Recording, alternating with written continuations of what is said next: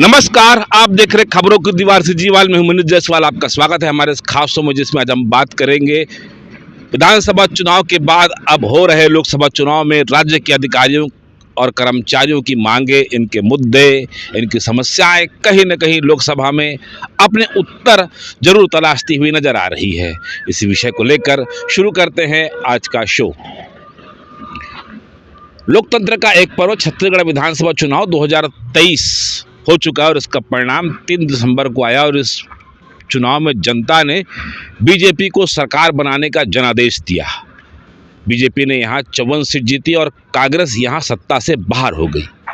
2023 का विधानसभा चुनाव छत्तीसगढ़ में जो एग्जिट पोल की भविष्यवाणी हुई थी, ठीक इसके उलट रहा।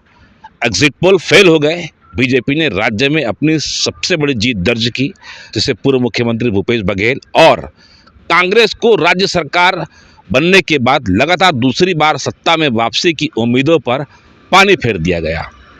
आंकड़ों में बीजेपी ने 46% वोट शेयर के साथ 54 सीट जीत दर्ज की, जबकि 42% वोट शेयर के साथ 35 सीटों पर कांग्रेस काबिज रही। वहीं गोंडवाना गणतंत्र पार्टी को 1 सीट मिली।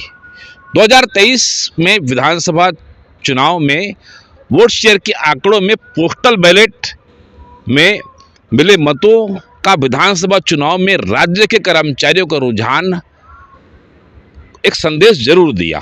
अब लोकसभा चुनाव 2024 में राज्य के कर्मचारियों की कुछ मांगे, उनकी मुद्दों का वजन इस चुनाव में क्या प्रभाव डाल सकता है?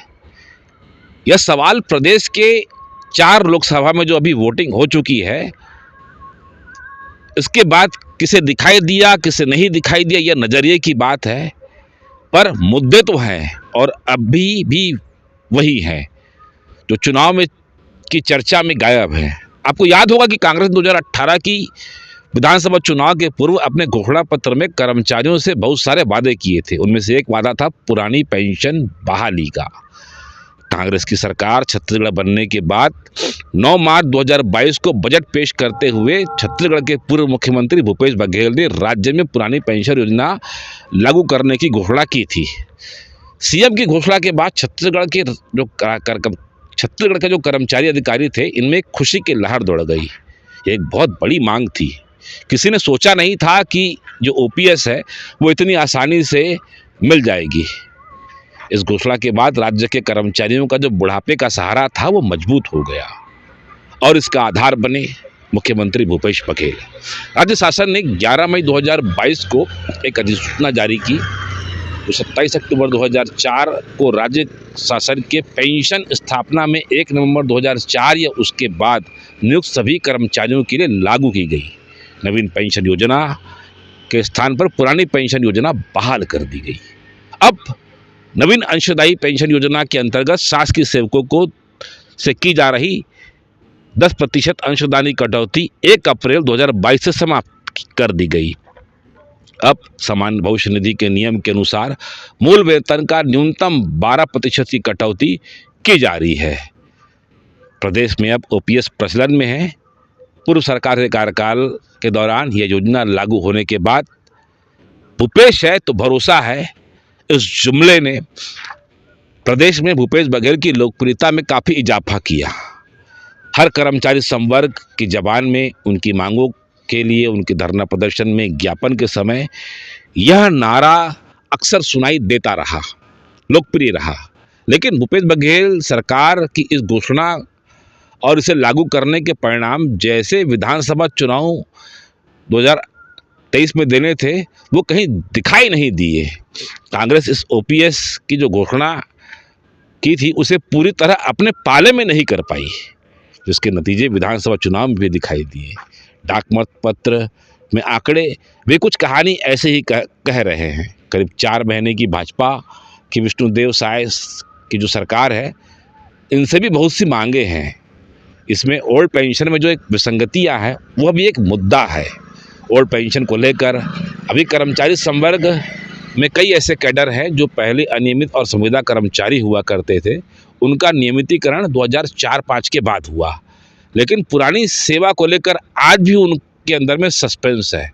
सिर्फ शिक्षाकर्मी संवर्ग को ही ले ले तो पंचायत विभाग के अधीन ये थे। 1998 से ये सेवा दे रहे हैं। 2013 से इनका एनपीएस कटना शुरू होता है। शिक्षा विभाग में इनका संविलियन 2018 में होता है। पुरानी पेंशन का लाभ इनको 2022 से मिलता है। ऐसे में अधिकांश शिक्षाकर्मी जो नियमित शिक्षक हो गए हैं, किसी की सेवा 5 साल, किसी की सेवा 10 साल, तो किसी की सेवा 15 साल में सिमटी जा रही है। विडंबना यहाँ पर इन वर्ग के साथ ये है। केंद्र सरकार भी राज्य की ओर से फिर से लागू की गई पुरानी पेंशन को लेकर अभी तक कोई ठोस जवाब नहीं दे पाई है। इनके एनपीएस में जमा रकम को लेकर भी राज्य और केंद्र और कर्मचारियों के बीच सब कुछ अलग अलग है। तीनों कहीं पर भी एक जैसे नहीं बैठते। केंद्र की कहानी कुछ ऐसी है कि बीते 22 सालों से कर्मचारियों का जो संवर्ग है वो इस सवाल का जवाब मांग रहा है कि रिटायरमेंट के बाद एनपीएस से उनका बुढ़ापा कैसे कटेगा। इस लोकसभा चुनाव में देश भर के कर्मचारी अधिकारियों के लिए जिनकी सेवा 2004 के बाद शुरू हुई है, उनके लिए ओल्ड पेंशन एक सबसे बड़ा मुद्दा है। अब मनमोहन सरकार के जाने के बाद और मोदी सरकार के 10 साल के बाद कांग्रेस का ओपीएस को समर्थन है। यहीं पर भाजपा इस पर केंद्र के कर्मचारियों के लिए ना, राज्य कर्मचारियों के लिए राज्य जाने, मतलब चित भी मेरा पट भी मेरा और सिक्का मेरे पास की नीति पर चलती हुई दिखाई दे रही है। क्योंकि सिक्के के रूप में एनपीएस का पैसा जो मार्केट में लगा हुआ है वो है। ओल्ड पेंशन को लेकर देश भर और राज्य के कर्मचारियों में इस बात को लेकर भी रोष है कि व्यवस्था के जिम्मेदार और अर्थशास्त्रियों ने पुरानी पेंशन को लेकर नकारात्मक धारणा बनाकर रखी है। ओपीएस देश का आर्थिक दुश्मन मानते हैं। इन्हीं सब बातों को लेकर देश भर में जो लोअर मिडिल क्लास और हायर मिडिल क्लास का जो कर्मचारी संवर्ग है, जो 2004 के बाद सेवा दे रहा है, वो अपने भविष्य को लेकर चिंतित है कि वो रिटायरमेंट के बाद किस श्रेणी में आएगा। यही बात समय समय पर कर्मचारी संगठन धरना और आंदोलन में अपनी बात कहते रहते हैं और कहते भी है कि विधायकों और सांसदों को जब पेंशन मिल सकती है तो हमको क्यों नहीं मिल सकती। खैर, अब लोकसभा चुनाव में क्या नई तस्वीर बनती है तो 4 जून को पता चलेगा। लेकिन इतना तो तय है, राज्य के कर्मचारियों का इस लोकसभा चुनाव में मूड ठहरे हुए पानी जैसा दिखाई दे रहा है, लेकिन अंदर ही अंदर कुछ चल रहा है। और इस हलचल को प्रदेश की 4 लोकसभा में जरूर दिखाई दी है। ये 4 लोकसभा बस्तर, कांकेर, महासमुंद और राजनांदगांव है। कर्मचारी अभी खुलकर कुछ नहीं बोल रहा क्योंकि नई सरकार को ज़्यादा वक्त, सत्ता संभाले ज़्यादा वक्त नहीं हुआ है और कर्मचारी नेताओं को इस सरकार के साथ फिलहाल अभी 4.5 साल बिताना है। फिलहाल आज बस इतना ही। चुनावी बात का जो सिलसिला है चलता रहेगा। अगर आपको हमारी खबर अच्छी लगे तो लाइक सब्सक्राइब शेयर जरूर करें। सिजीवाल से मनीष जायसवाल की रिपोर्ट। धन्यवाद।